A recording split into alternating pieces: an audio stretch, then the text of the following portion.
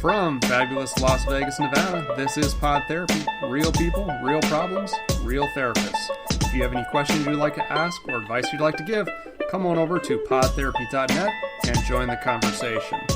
This week, a lot of changes. We have an Instagram account that finally has a profile picture. Oh my god. And we have Patreons, so it's like we're a real podcast.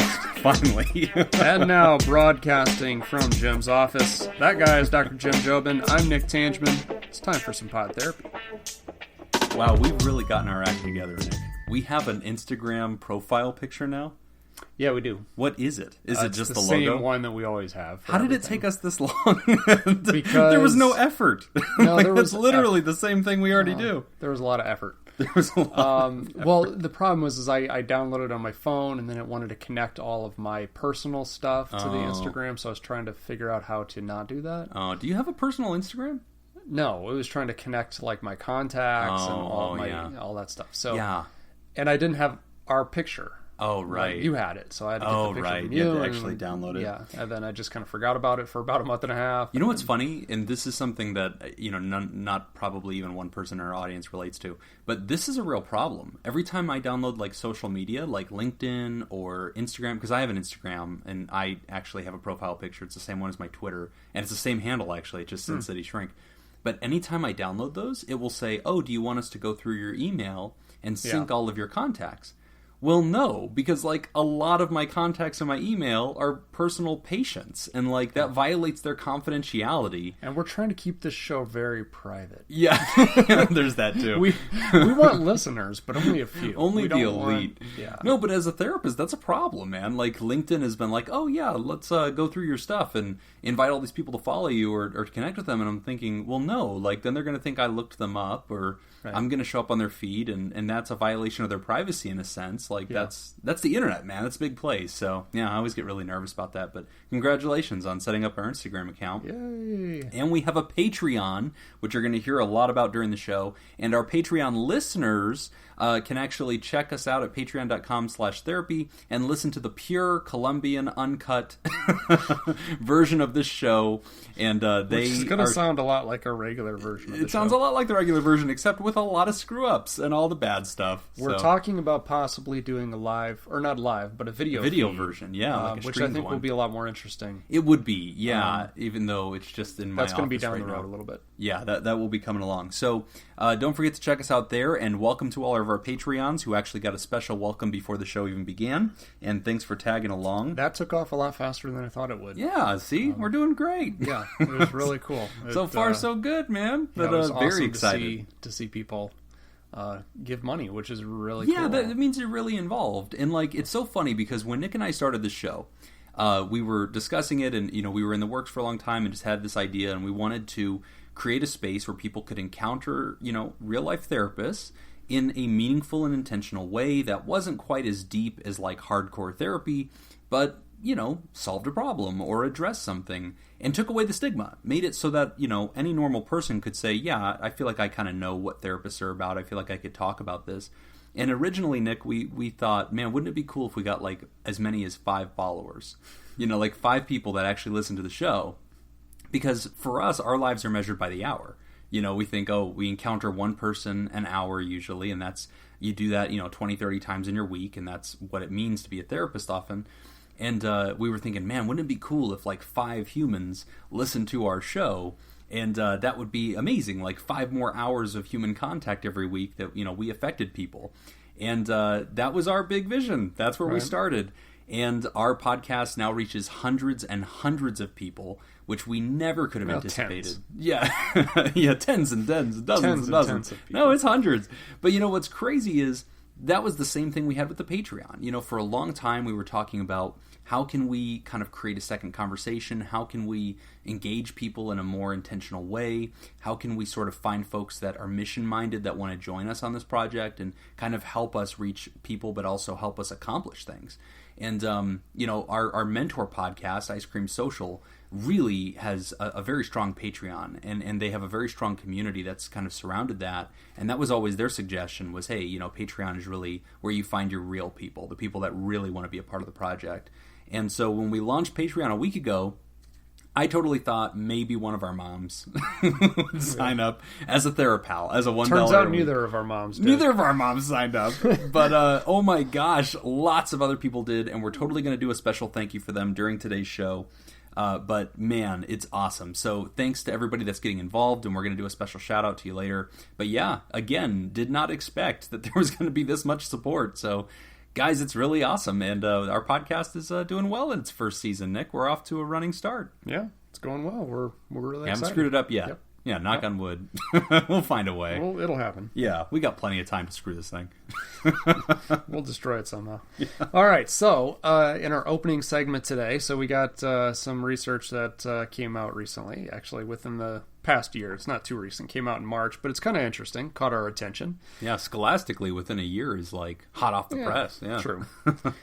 New study determines which psychology qualities directly lead to wealth and success, and this might surprise you a little bit, or maybe not. I don't know. Psychology quality number 1, being rich. Yeah, turns out if you start off ahead of the game, you stay there. You're more likely to stay there. So, all right, that's it for that was it. Yeah, that's it for segment A.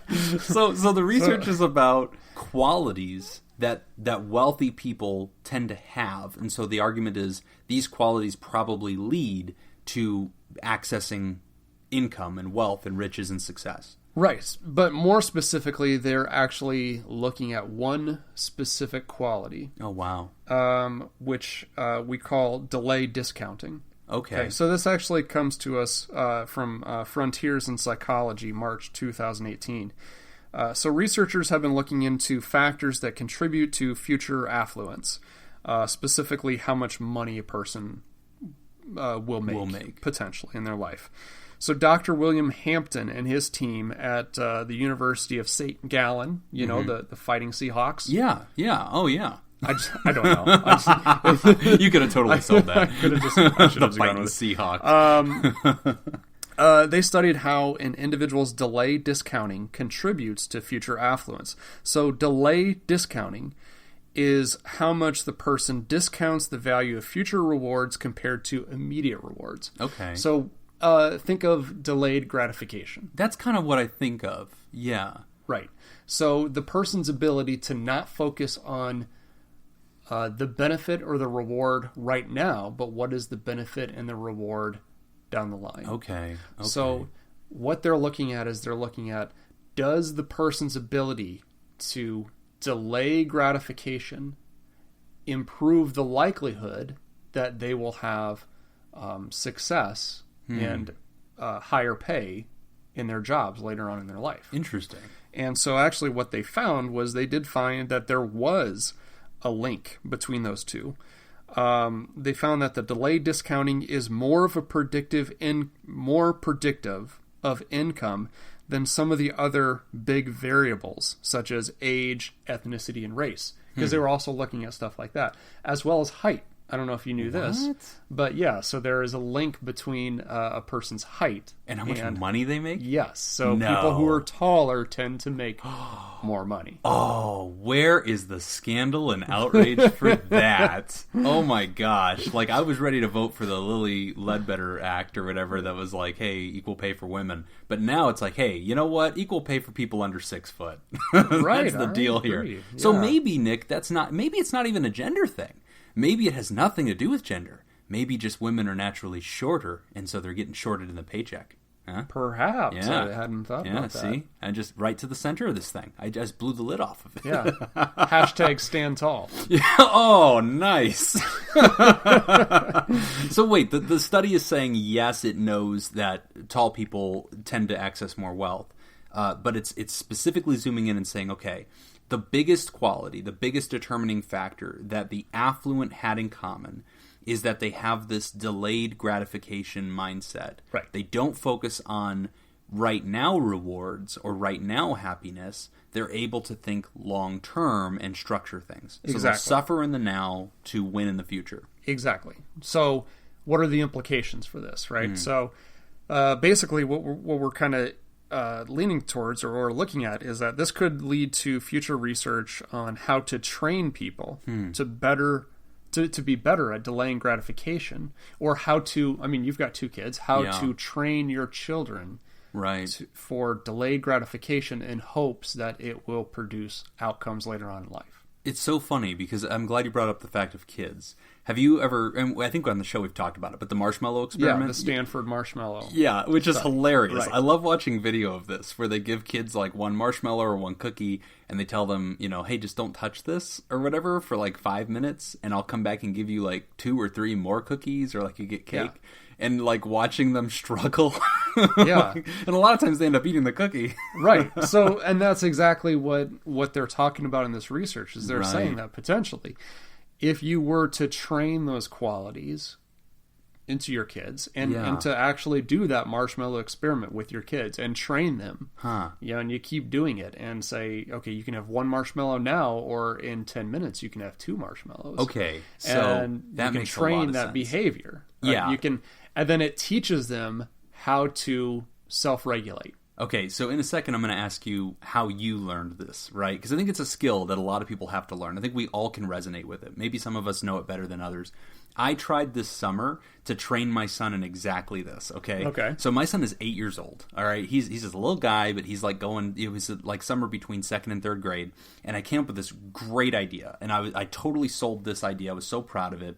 But basically, I made a deal where I created like a little daily chore chart. And it had like 5 or 6 chores on it. And some of them were hard, like go pick up the dog's poop. And some of them were like go play with your little sister for an hour, you know, and let her win at a game or something like that. And partly it was just to keep him busy over the summer. But partly I had this whole idea I was going to teach him about value and like delayed gratification. So here's how the game worked. If you got all of your chores done for the day, then you got $5 for the day. But if you got like 9 out of the 10 done and you didn't do the 10th, you don't get the $5. Okay, so you sacrifice that. If you get all the chores done every day in the week, 5 days a week, so he gets weekends off, then you get a bonus of $10 more, right? So I'm trying to get him to think like, ooh, you know, if I get through the day, it's $5. If I get through all 5 days, I get $25 and I get a bonus of $10 more.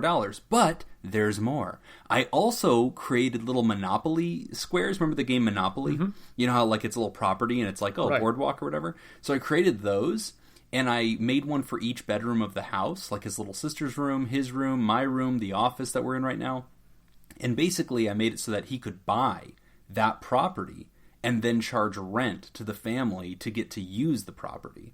So I was hoping that he would figure out, oh, okay, I've made $35. If I can make $60, I can buy the office and I lose all my money. I go back to zero, but now I have this rental property that's like making money or whatever. And I'm doing my chores and like, oh my gosh. So my wife was mad at me because she was looking at this and she was like, dude, if he actually does this the way that you've designed it, he could put us out of house and home. Like he could make a lot of money. Like, and I'm not good at math, right? So it was like he could make like $35 a week, and then on top of that, he could buy all 4 rooms. And basically, we did the math, and if he did that, if he did it seamlessly, made the money, bought the rooms, just in that order, he was allowed to go all summer long. It was insane. Like, he's 8 years old. He was going to make like $500-$600. And so she was like, you got to call this thing off. Like, that's way too much money. And I was like, you know what? No, I'm going to stand by it. Like, he's going to learn this and, you know, it'll change his life. Like, he's going to learn to delay, you know, not to spend his money that he makes every week on video games and candy and ice cream, but to save it and buy these, you know, rooms. So that was my plan. It totally backfired. Because now he's a hedge fund manager? Yeah, now he's a hedge fund manager. Here's what ended up happening. I was so pissed. So he ends up working for 2 weeks. He buys one of the rooms. It was like my room or something like that. That was like the boardwalk property. Like he buys mom and dad's room so we can get the best yield. Then the next week, he gets through like 5 of his chores in the first day, and he realizes, Dad, I don't want to do chores anymore. Like I'm just frustrated. I don't want to do chores. And I was like, well, buddy, you know, you got to do it so you can earn that money, so you can buy a room, so you can really get. And he has this revelation, and he goes, and like he goes and tells my wife, like he's all smiling and stuff. He's like, Mom, I just realized what I'm going to do. And she's like, what are you going to do? He goes, I'm not going to do chores anymore. And she's like, why not? And he goes, I already bought your room. I'm good with that. I'm just going to take that. It's just going to rest He on his retired. laurels. Yeah, he retired with 1 rental property, and then that was it. Never earned another dollar, did not do any more chores, got to the end of the summer and then came to me and said, I would like to be paid out in full. Like, I just owed him rental money. And so the whole thing backfired. I thought he was going to like work hard and like earn like hundreds of dollars. No, he didn't care. He ended up earning like $150. Actually, what I thought was a you lot were of going to money. say, I thought you were going to say that he ended up hiring his little sister to do his chores. God, that would have been brilliant. That would have been genius if he subcontracted. Yeah. God, no, my plan still backfired. But so I'm not sure that my 8-year-old has learned the value of delayed gratification. But no. I buy this research, though. I think it's really valuable. Absolutely. And actually, I used to work at an agency with teenagers. And one of the things that I realized working with teenagers is that within this concept, a lot of teenagers are not as advanced as we think they are. Okay. With understanding delayed gratification. Like, with the kids I was working with, they had to have some kind of benefit from the behavior they were doing within a day. Okay. If it was longer than a day, it's hard for them to think about. It was hard for them to make the connection. I mean, they obviously knew, but the power behind that decreased, which isn't anything new. We know that. We know the longer the distance between the behavior and the reward, the decreased motivation there is. So, I mean, how do you help somebody develop that? How do you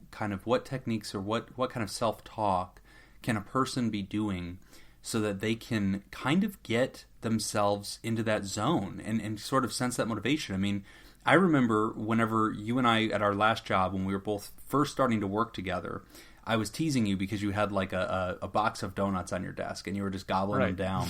And I asked if you wanted something from Starbucks, and like you were like, yeah, I want like a mocha like frap, and I was like, dude, that thing's like 600 calories, and so like you ate it. And I remember sitting with you in my office one day. You reach down, you pinch your stomach, and you go, yeah, this is getting a little too much. And I'm like, dude, I wish I had your stomach. Like, what are you talking about? You're fine. And you were like, nope, I'm going to deal with it. And like, that was it. Never looked back. Like, from the next day, you were like prepping your food and like working out twice a day and like counting all the calories and the carbs. And you were in it, like in it to win it. And, you're saying in a former episode, you've kept up with it now for like almost a year. Yeah. How did you do that? Yeah, That's delayed gratification. I almost have my 6-pack. Oh my gosh, do you really? Yeah, wow. close. Does that mean you're going to start doing the podcast with a shirt on? No. Oh, okay. That's fine. I mean, I don't care. That's going to be the Patreon reward. That's the Patreon reward, is you get to watch Nick do the podcast. $25 a month. And you can pay bonus to have Jim put back on his shirt. So here's how I do it. For me, I reframe it. I use a lot of what we call cognitive reframing. Okay. So it's all about this language that we use to talk to ourselves, right? So I was actually, I walked by yesterday morning a whole case of donuts. And I was just like, oh my God, I wanted donuts so bad. And that craving just hit me so hard. Yeah. But the way I'm looking at it, when the craving hits, is this sucks. I can't have what I want, right? So instead, I have to reframe that message into something that's going to be more productive, which is, this is awesome.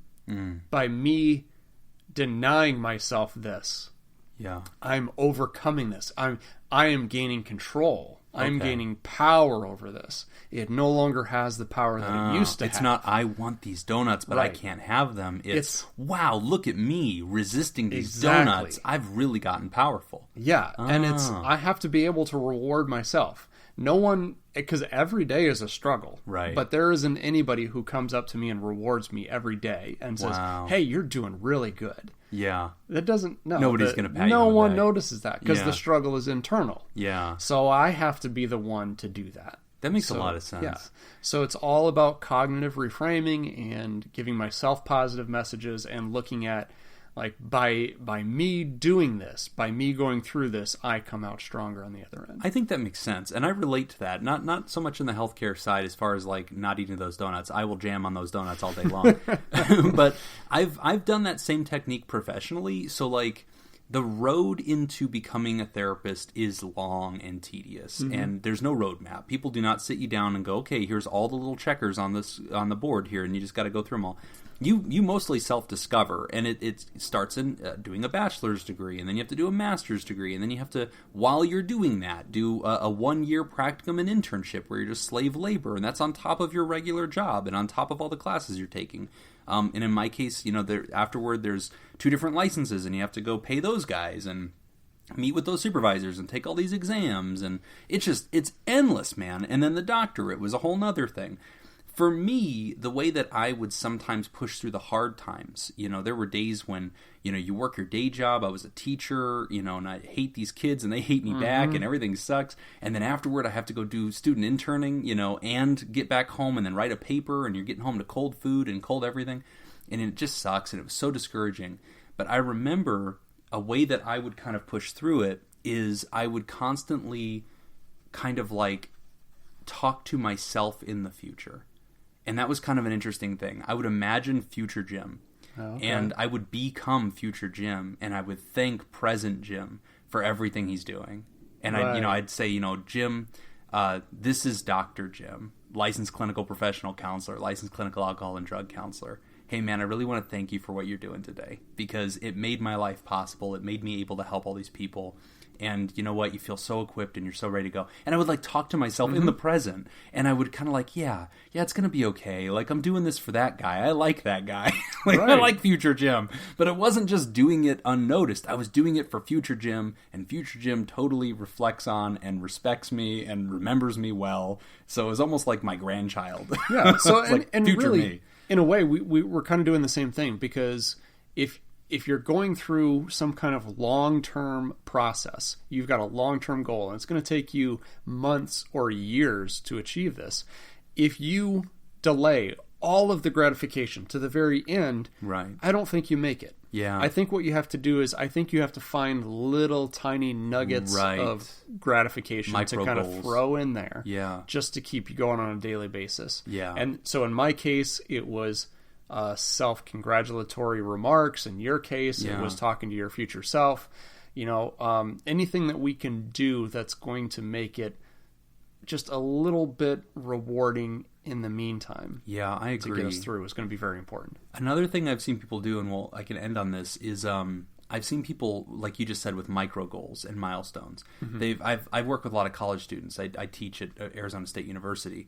And a lot of times they get like overwhelmed by the big picture of how do I get to my degree? It's all these years of work. It's really, really hard. But what I have them do is I create what's called like an achievements board. Remember how we do dream boards? It's kind of like that, except no, we don't do dream boards. You remember how other people do? Yeah, I don't. You know what? Don't hate on my arts and crafts time. They know me at Michael's. They respect me.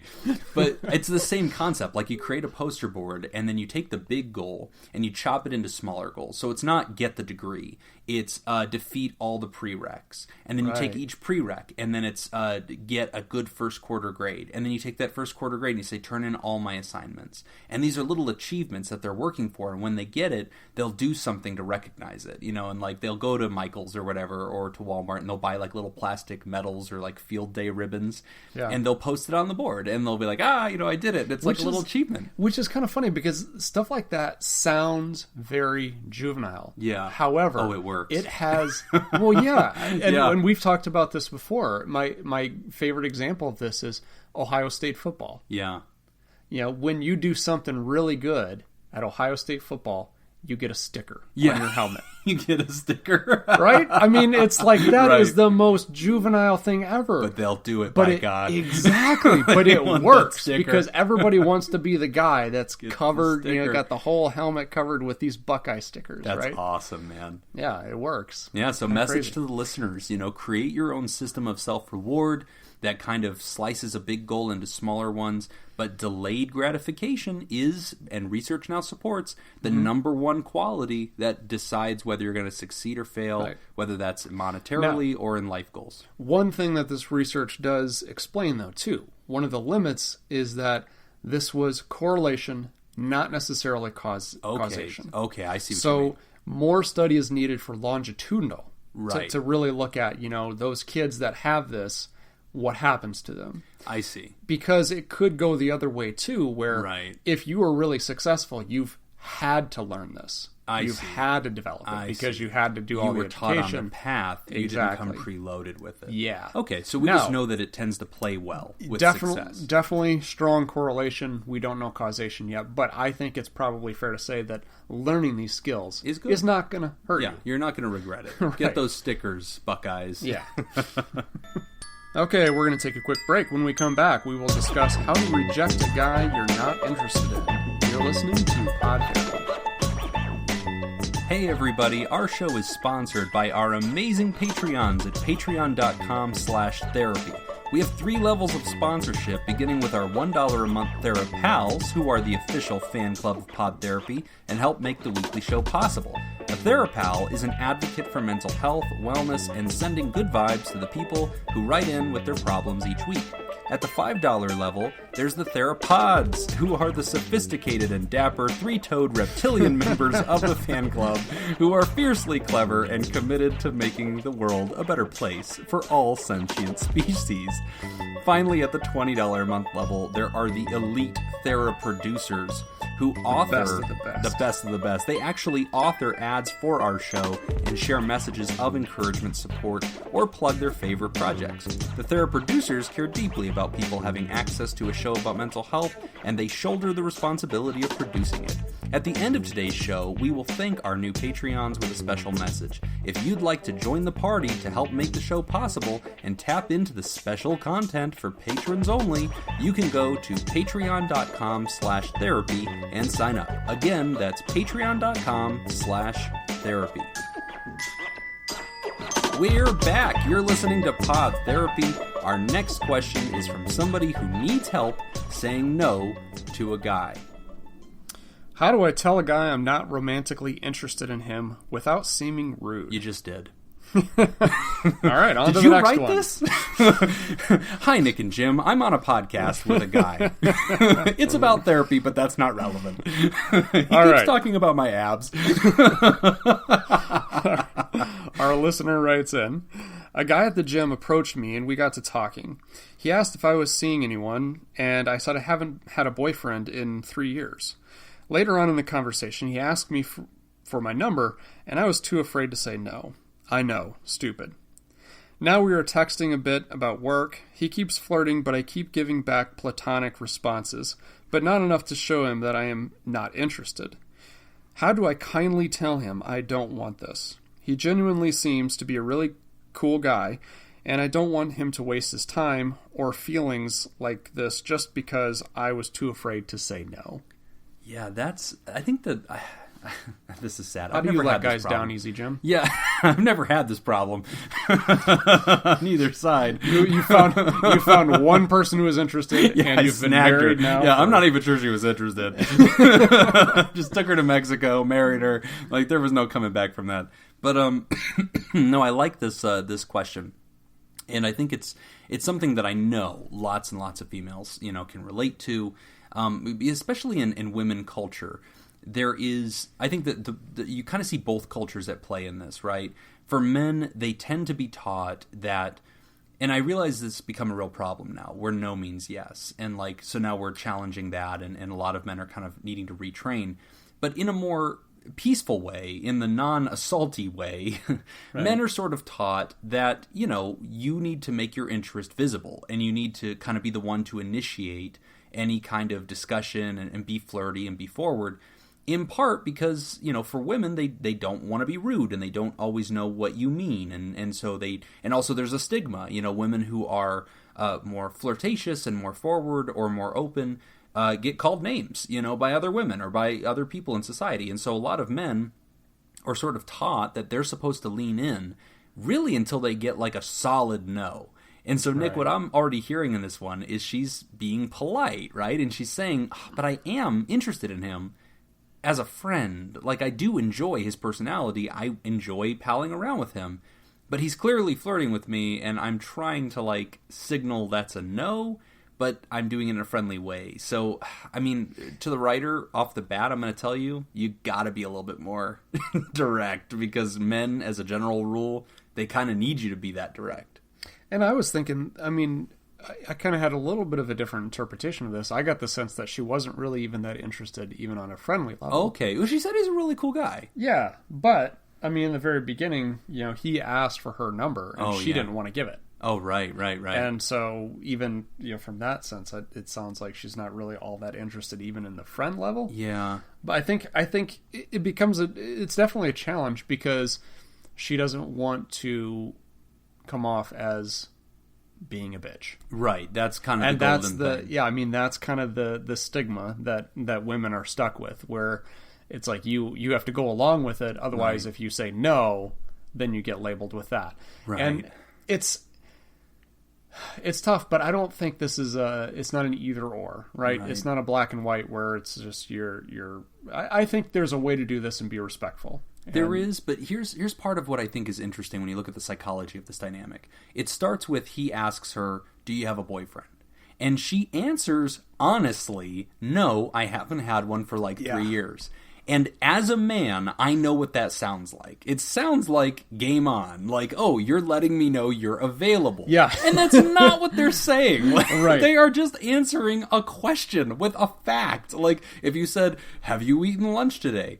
"No, I haven't eaten since yesterday." The other person takes that as, okay, so we can talk about us having lunch together, right? Because you're hungry. Right. And that's not what they said. Yeah. They just stated the last time they ate. There could be more to that story. Like, no, I'm fasting, or it's Ramadan, or, I'm no, just not hungry. I don't eat. Yeah, or whatever. And so, that's the dynamic that's so interesting, is that I know a lot of women who will put on a fake wedding ring. I know a lot of female therapists that will do that are single.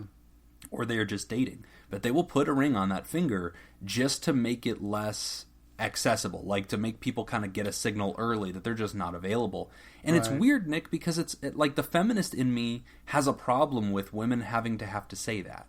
Sure. The easy way out is that when a guy like this approaches you, just tell him, "Oh, yeah, I have a boyfriend." If he asks and you're not interested, lead with that. But it's a lie, and you don't feel comfortable saying that, because you may be like, "Oh, what's your boyfriend do?" And now we're talking about a make-believe person. Right. They don't want to go that far. You shouldn't have to be dishonest to send a message. I mean, right. There needs to be a way to say, if you say, "Oh, what's your name? Blah blah blah. Nice to meet you." "Oh, are you dating anybody? Do you have anybody in your life?" "Oh no, I've been single for a couple of years." And to be able to add something to that, "and I'm unavailable," or something, or but it's so rude, right? Because they're "and I'm not interested," or whatever, and they're like, "Oh, thanks." And I don't know what that dynamic is, but you've been single more recently than me. What is the etiquette on this? What advice would you have for somebody? How do people reject you, Nick? Until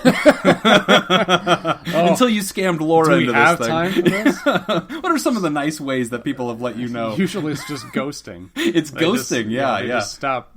Usually the restraining order, it helps, whenever the guy knocks on the door and the police officer hands you that document, and you're like, "Oh, okay." Here's okay, I can give you feedback. I can give our listener some feedback from the guy's perspective. Having gone through this, the nicest, easiest way to accept this is to just for the woman to just say, "Hey, look, I'm not really interested in a relationship." Yeah, right. And leave it there. And boom, then it's done. And it's that is the softest, gentlest way I've ever been let down. Right. And it was oh, okay. And it's you just have to accept that. Yes. And you just kind of move on. And I think most guys will appreciate the honesty. I agree. And just I think that's the thing that upset me back in the single game was being led around knowing that there wasn't actually anything that was ever going to happen. Yeah. It's oh, we've been, texting back and forth now for, 3 weeks, a month now. I've asked you out on dates and you never say no directly. Yes. You say oh, yes, and then something comes up. And then it just be direct. Be honest, be direct. It's the best way to do it. I'll tell you this, to the writer. 3 things that I would say I don't want to see you do, right? 3 mistakes I think you could make. 1, there is the, being a jerk, really overly aggressive, direct no. And I've seen some women do this because they're tired of people continuing to nudge the door when the door is clearly shut. And so they slam it with a loud noise, and sometimes they will be kind of devastating or mean or, take a shot at the person. I don't recommend that because, obviously, Ryder, that doesn't seem like that's who you are, and I don't think that's your inclination. But to other listeners who might think, you know what, men don't get the point unless you're just a jerk to them, I disagree. I think that you're describing a type of human who's pretty dense. Right. But yeah. not all humans are like that, and I don't think being unkind is the right way to reject. I think it leaves people hurting, and then that's how you create resentment. I don't think that's the right way to go. But the second error that I think you can make is being too passive, where you're not saying no, and you're constantly just kind of going with the conversation. Because women being platonic and friendly is the equivalent of men being flirty. Like, Nick and I have been friends for years. You wouldn't know it. There's not a lot of hand holding, or like, we don't hug when we see each other. I think we've hugged exactly twice. Entire uncomfortable both times. Yeah, but for women, their version of friendship is usually pretty warm and like pretty affectionate, and there's hugs hello, and there's all these things, and it's very normal to just text and say, hey, you know, how are you doing today? And, you know, I was thinking about you today. I hope everything's going great. That's just not typical male affection and friendship. So whenever a man is friends with a girl, if he's not used to that, if he doesn't know naturally how to have friends with girls, I think if a woman just continues to try to be platonic, he may misunderstand that and think, oh, this is warmth, this is affection, this is the lead-in to a relationship, I'm on deck, this is possible. So I think that that's another error she could make, is continuing to try to just be affectionate without being direct. And being platonic, because I think men naturally misinterpret that, because it's warmer and more affectionate than their natural friendship level. And then the third mistake I think you could make is something that Nick just alluded to. And I'm not accusing you of this, Ryder, but I've seen people do it. I've seen some women that enjoy the attention. And they enjoy being flirted with, and he's an attractive guy, I'm not into him, but I like having a friend at the gym, and I like having somebody that kind of pursues me, and I like the compliments, and I like, I post pictures to my Instagram, and he likes it, and he comments, and says, oh my gosh, you really are stunning, and it's not too over the top, and I like it. You know, I just like the attention. I haven't had a boyfriend for 3 years, it's nice to have somebody. Ugh, I think you're flirting with danger, and not that it's danger physically, but it's not right. And don't honestly, do that. I think everybody enjoys that. Yeah, we all do. But if you know the person actively is pursuing you, right. You're not a dummy, and you're picking up on the signals. I think you have a responsibility to be direct, like you had said, and kind of close that door. You know, not loudly, but decisively. The dude will probably pick up on it. But if you're dragging him along, and then you just, in the back of your mind, are thinking, it's fine, I haven't really crossed the line, so I have deniability here, nobody can accuse me of leading him on. You're being dishonest to yourself. Like, you have the ability to detect your subtle no's. Make those less subtle, because I think you kind of owe that to whatever friendship is possible. And the friendship is possible, but I think friendship is not available until a guy has a clear and decisive no. Then he can switch gears and think, okay, this is a friendship, you are my friend, this is not an option. And that's actually good for the friendship, and you will see what he can be like as a friend, which may be a really different version of him that you actually really come to enjoy. And, I mean, the whole thing here is all about, she's asking, how do I let him down gently? How do I be respectful and do so in a way that, I think at the end of the day, what this boils down to is, how do I do this in a way where he won't be mad at me for doing this? Or we can keep the rapport. Right. Continue to keep some kind of, we can either part on good terms, or we can stay friends, but with, certain boundaries. And I think the big fear for a lot of women, and here we are again, it's like 5 weeks in a row, two guys talking about Manu, please write back in. Where I think one of the issues I think that a lot of women have is just kind of this fear of, if I say this, I don't want things to get ugly. Yeah. And here's my thought behind that, is that if he's an ugly person, it's going to get ugly regardless of how you do it. Yeah, that's true. I think if you can do this in the nicest, softest, most direct approach, and most guys, I would say most guys are good people. Right. Most guys are going to respect that. If he doesn't, it's not your approach. Mm-hmm. I think that's just probably how he is. I agree. I think that's fair. And I think just practicing saying that out loud the next time you're getting coffee, you can also present it as it's not just him. You can say, hey, let's say the guy's name is Michael. Hey, Mike, I just wanted to share with you something that's coming on my mind. I have lots of guy friends, and, I know that can sometimes be blurry because I enjoy you, I like you, but I'm not available for a relationship. And I usually let all my guy friends know that. And again, it's just something that's about me right now and my choices. But I hope that we can still be good friends. I really enjoy you. Mm-hmm. That right there, like as a guy, I would totally receive that. I would go, okay, great. Got it. Thank you for letting me know. And I'd appreciate knowing that sooner rather than later before I start doing dumb things. Yes. If I start showing up, unexpectedly with coffee at your job or with flowers, I'm trying. Like, right. Then it's going to be embarrassing if you have to say that to me a month down the road. It saves the guy humiliation. Yeah, and he would rather pivot to the friend mode anyway. And, but also you need to respect his truth because he may not be available for a friendship. He may be able to think about that and go, okay, do I just want to be friends with this person? Is that something that's valuable to me? And his answer may be no. Right now I'm trying to pursue a girlfriend, and that means I don't want close relationship with girl friends, just friends, platonic, because that may be problematic for the girl that I'm dating. And so I'm not available for a friendship. That's fine, but, you owe him that right to say that. Right. And I mean, he could just as easily say that he's not prepared for the friendship just because as the guy, you have to understand if we're friends, that means I'm going to see you date other guys.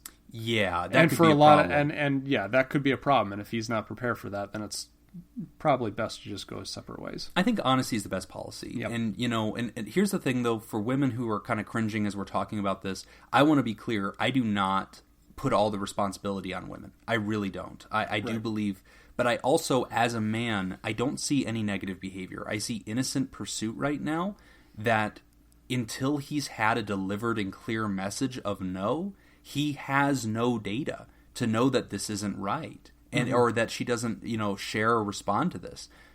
If he makes a joke or calls her pretty or something and she chuckles and giggles, and that's her trying to demur and make it, I don't receive this, I'm not celebrating this, I'm not asking for more, how can he know that difference? He doesn't know your personality yet.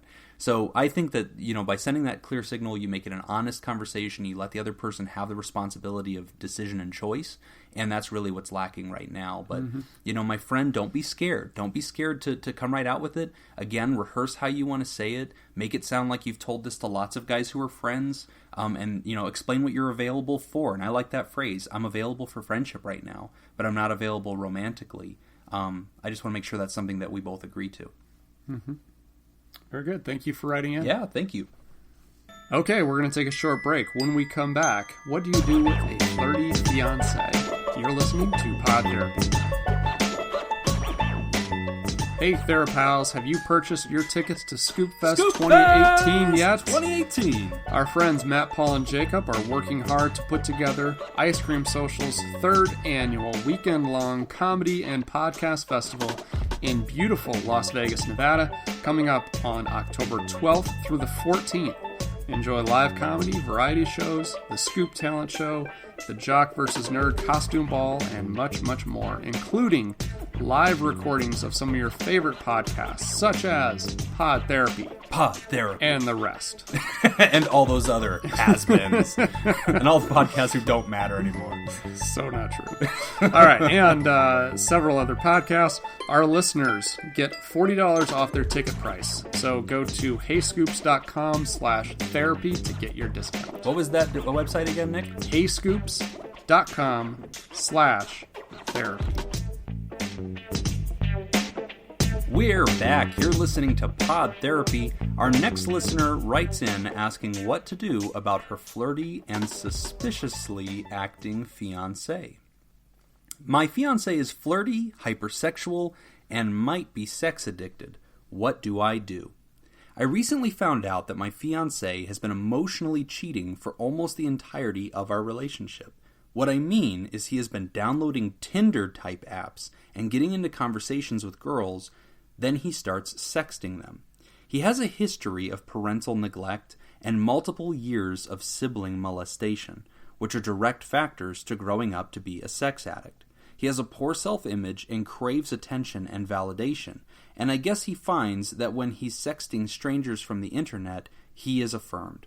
Now, I have also found posts of a prostitute website where he was seeking escorts, but he says it was just a power trip. he would pull up to the meeting place and masturbate because he fooled a dumb, desperate hooker. Google searches for "can you have signs of an STD less than 24 hours after oral" make me question if that is true, but I've decided to look past it in hopes of true recovery and repair of himself and our relationship. He is also addicted to watching porn, and the racier the better, because, well, I think he became numb to the normal stuff.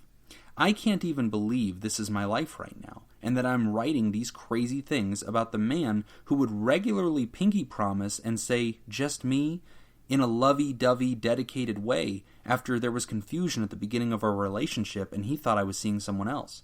Okay, now he has made 2 friends at his school and has divulged everything to this one girl I just found out about, and I am livid. The nerve to invite yet another woman between us. She is constantly flirting, though he disputes this, trying to hang out with him and bad-mouthing me. It makes me sick, and I unleashed hard on him today. I don't know what will happen. We've broken up so many times and gotten back together. What should I do?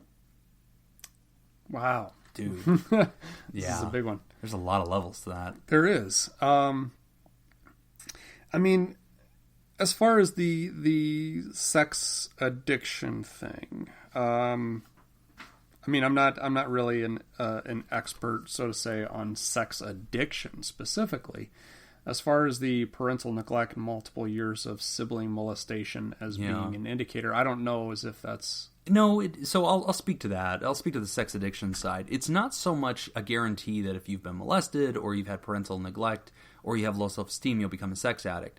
But as we've talked about in the past, there's a correlation between trauma. Trauma, yes. Yes, and any kind of addiction. And right. So some of what she's describing, where this guy is on escort websites and sexting online and seeking the affirmation and affection and flirtation or contact from other women, that implies to me that it's likely he could be a candidate as somebody who is a sex addict, because he is seeking coping with his own low self-esteem and he's seeking affirmation from all these external sources in a sexual way, and he's doing that despite negative consequences.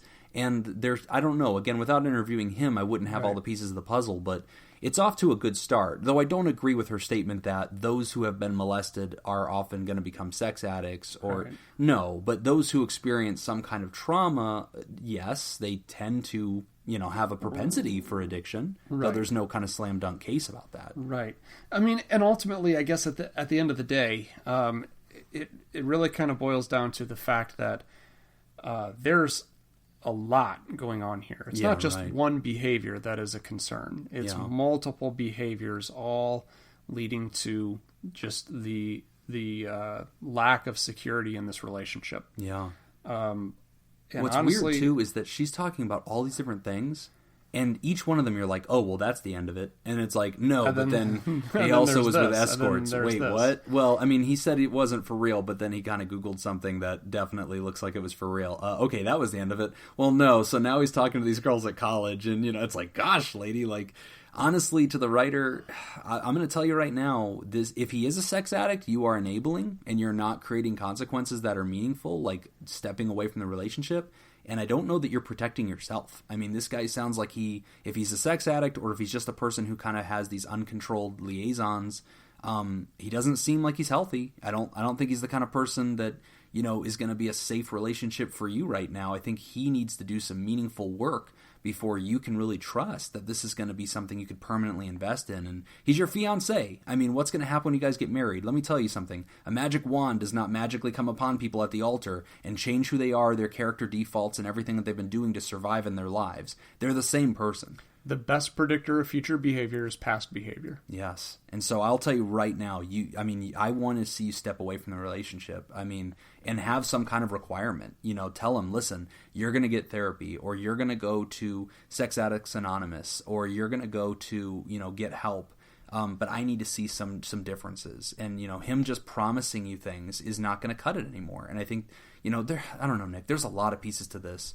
Getting on escort websites, even if you're just going to see the escort and you're not really touching her or whatever, you're just looking at her, it doesn't matter. You're acting out. Like, that's sexual acting out. That's negative, illegal, red zone behavior, and you're doing it in a sense, to get some kind of sexual fulfillment. So it's actually even going, I mean, she starts by talking about emotionally cheating, but it's actually going beyond emotionally cheating, because there's the behavior that's going on with it, like actually going to meet the escorts. Yes. And a lot of couples, Nick, I've seen this before, and I'm going to tell you right now, my first guess is, yes, I think this person has some kind of sexual compulsion, because this is the kind of case that I'll see. This is exactly the kind of template that I've seen before, where they're trying to honor the relationship.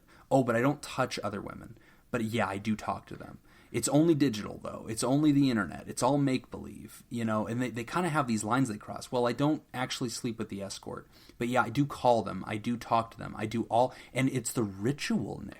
Right. It's everything leading up to it and stopping just short. It's every piece of it. It's just like an alcoholic. Well, I didn't order a drink, but I did sit at that my favorite bar, and I did breathe in the pool room smoke, and I did order the beer nuts, and all the steps of the ritual. But don't worry, I'm drawing the line at this.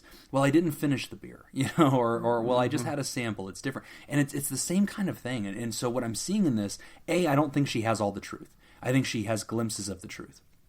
But I also see that this thing has such a preponderance of negative acting out that I honestly believe he probably is the kind of person that I would describe as likely having some kind of compulsive sexual behavior that, again, the debate between a sect and the rest of us is, well, are you going to pathologize this guy's sexual behavior? Is there anything really wrong about his behavior? No, not if he's being honest about it. Not if she consents and she's like, no, I'm fine with this. You can tomcat with escorts and talk to other girls and none of this bothers me, then fine. But clearly, it's not on the level. Like, he's trying to have two kinds of relationships. He's trying to have a monogamous relationship on one hand, and then he is going out and intentionally pursuing every invalidation of that first kind of relationship, which is a negative consequence, and he's acting out despite negative consequences. Yeah, I think, and that ultimately is the big issue, right? I mean, it's that idea that that he's going to continue this same behavior when there are no consequences for it, right? Or when there are consequences. I mean, she talks in here that they've broken up so many times in the past and gotten back together. Right. I'd really like to know kind of what were the circumstances that were like. Hat in hand, what apologies. Changed? Yeah. What did you see that was different that made you think that this is going to be different? Or was there anything that was different? Maybe you just missed each other. Right. And there was no discussion about what's going to be different in the future. But doesn't it just sound like an addict cycle? Doesn't it sound like an enabling cycle? Like, she's stuck in this.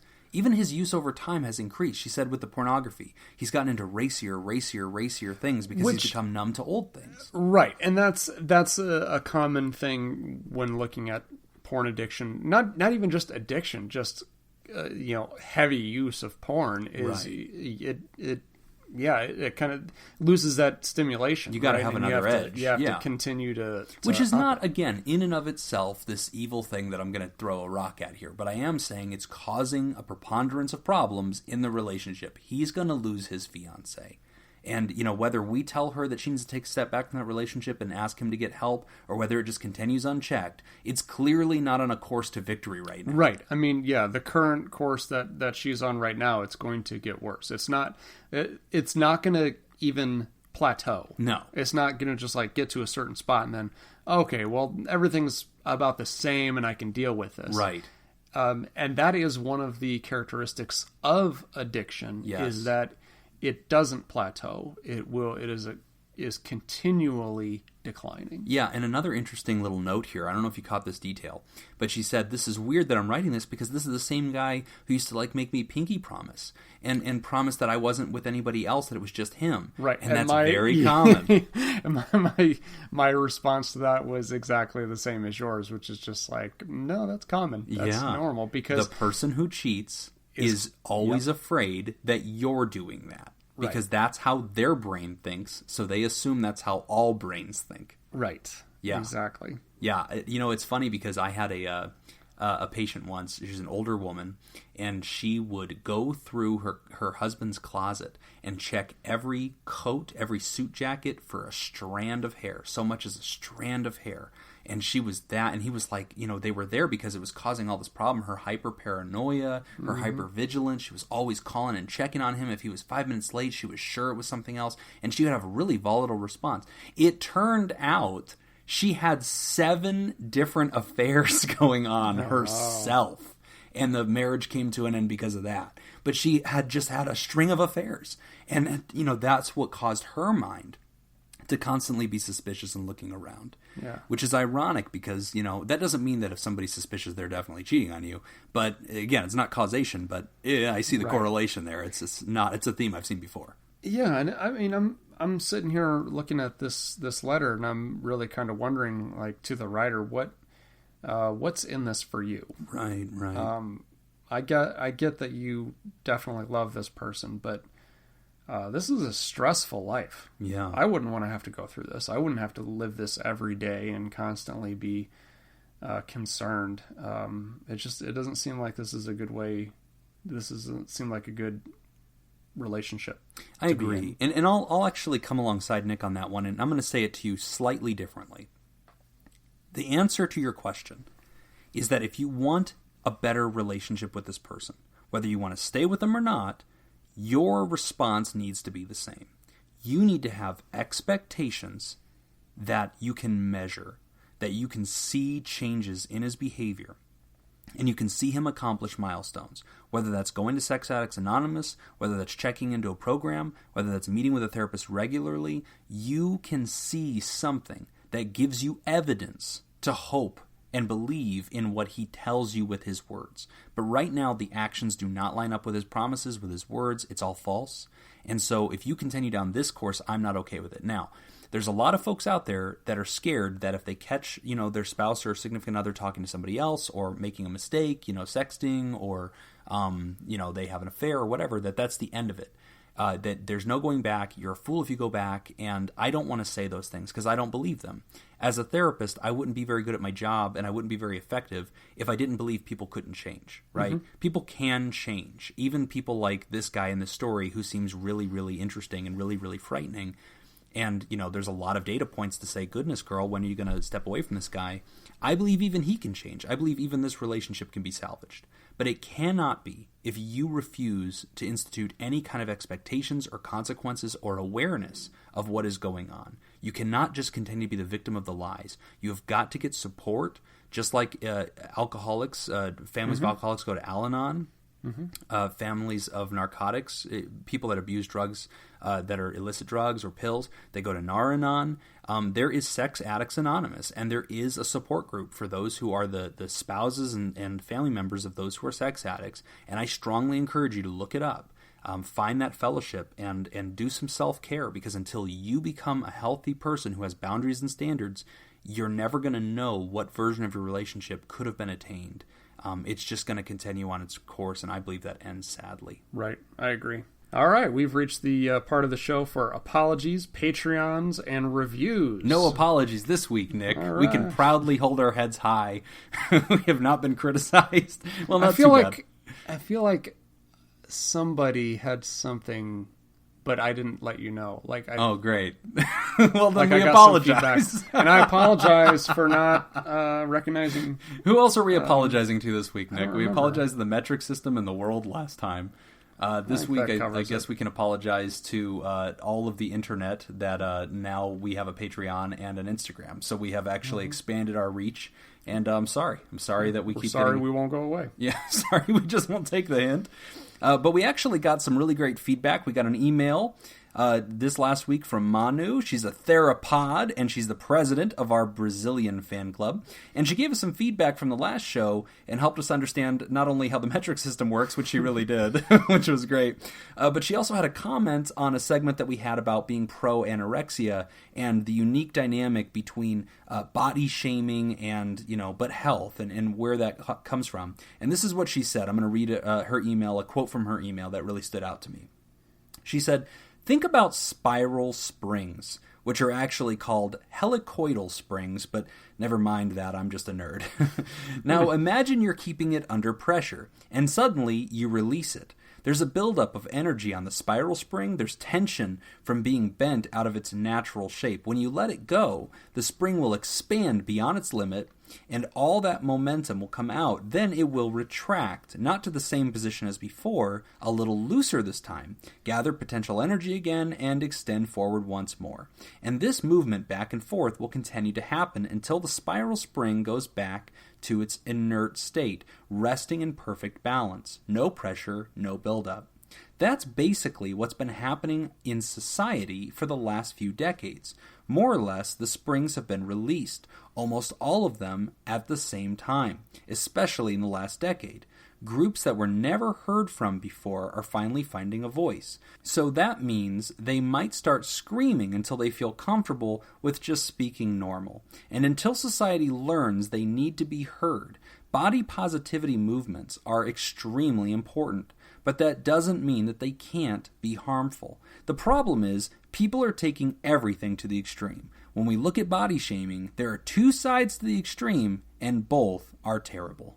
Thank you, Manu. Appreciate that feedback and the advice on the metric system. Now, there was one thing that she said, too, in the email that wasn't really addressed here, but talking about how it's a heavier issue for females. Yeah. And I definitely agree with that, but I also want to make the point that body shaming isn't only a female thing. Right. Because, the argument has been made, about, like, Barbie. Right. How that doll, when that came out, right, that gave women, little girls, a false idea of what a female body looks like. Right. And I would say, agreed, and I'll raise you He-Man. Yes. Yeah. Because I raise you He-Man. Right, because the boys growing up, we kind of had that idea too. And there's a lot of boys that I think have body issues that go unaddressed because they aren't fitting with what the standard is and that ideal standard for men. Good note. Now, I would also agree it's probably not as big of an issue for the men as it is female, but I will make the point that I do think it's there and highly under addressed. I think body image is a human issue. Even the people I know that have great bodies, part of why they have it is because they've really been paying attention to it, and that hyper, focus on it usually means they're very scrutinizing as well. And so they, I think that's a human concern. But Manu, great note, and really appreciate the feedback, and really appreciated the depth that you took that email to. Thank you for that. And thank you for becoming a Patreon. Yes, not just a Patreon, but a theropod. A theropod. Yeah. So we definitely want to thank all of our Patreons. We launched our Patreon. We haven't lost it yet. We haven't lost it yet. Give us a week. Give us another week. We launched our Patreon last week and expected that maybe our moms would sign up, which, as we said before, they didn't. Unless she signed up as all those names. It's possible. So we want to thank some of our listeners who signed up. So starting with our Therapals, big thank you to Dawn Hill and Dan Martin, who each gave $1 a month. Thank you for that. We really appreciate it. We also want to give a special thank you to our new Theropods. Big thank you going out to Corey McTits, Linda Brandmeier, Mandy Abela, Manuela Musicayo. Yep. We probably got that wrong. Close enough. And Scoop John B., all of whom gave $5 a month. Big thank you. We really appreciate that. You also mispronounced Mandy Abela. She's from Australia, so it's Mandy, or Mandy Abela. Like, mate. you gotta add that in there, or she won't even understand what you said. Send your letters to Jim. But that's not all, Nick. What else do we got? That's not all. That we have our first Theraproducer. Yeah, top of the line, elite of the elite. Yes, Smitty Scoop. Thank you very much. You set the record. You are now our first and currently only Theraproducer, but we really look forward to many more. And we will be he will be contributing to our show, $20 a month, and will contribute a message to the show during our ads. So. Our next episode will be brought to you specifically by Smitty Scoop. It will be Smitty Scoop's episode. That's so I'm really excited for that. And he'll be even featured in the show notes. And another thing, though, Nick, did you notice that whenever we got a Theropod, I had a very special tweet for them? Did you notice the GIF? The GIF, yeah. I'm going to tell you something. In the first year of this show, there are a lot of things that we have accomplished that I am proud of. nothing even comes close to my discovery of that GIF. It is from a documentary called Jesus Camp. Yeah, it's about I've seen all that, these children who go to this like the spiritual camp, and they're like losing their minds screaming, and somebody put like flashing strobes behind that, and then put a raptor head on the woman who's in charge of the camp. Yeah. And it is my favorite GIF of all time, and I reserve it only for theropods and for theraproducers because it is glorious. I'm so proud of If that. we ever do make t-shirts, I think that would be a good one. Gosh, just somehow get that on there. Yeah. It's my favorite thing. And this is part of this show. We also talk about reviews. We'll read out any reviews that we got. We didn't actually get any this week. But I do want to say to all of our listeners out there, thank you for everybody who becomes a Patreon, but we realize not everybody can do that, and we don't expect anybody to do that. If you want to contribute to the show, but you don't really have any extra money to give, no problem. Give us a review. That's right. That would be very beneficial to us. And honestly, even if you don't want to give us a review, just follow us on Twitter and Instagram. Yeah, at the very least. We need followers. I mean, something. It's looking pretty sad. But just nod your head while you're listening to this. Yeah. All right, accepted. We'll take that. Yes. But thank you to all our listeners. We really appreciate it. Yeah, review us on iTunes or on Facebook. And if you do 5 stars, we will actually read your review out loud at this part of the show. That's all the time that we've got for this week's session. Thank you to those who contributed to our show today. We really appreciate it. Remember, pod therapy isn't something you should keep all to yourself. Help us reach others by sharing this episode. You can find us at facebook.com/podtherapy, on Twitter at PodTherapyGuys, and now on Patreon at patreon.com/therapy. Do you want to add your own advice to today's questions? Post your thoughts at podtherapy.net and join the conversation. I'm Nick Tangeman. I'm Smitty Scoop. Thanks, and we'll see you for your appointment next week.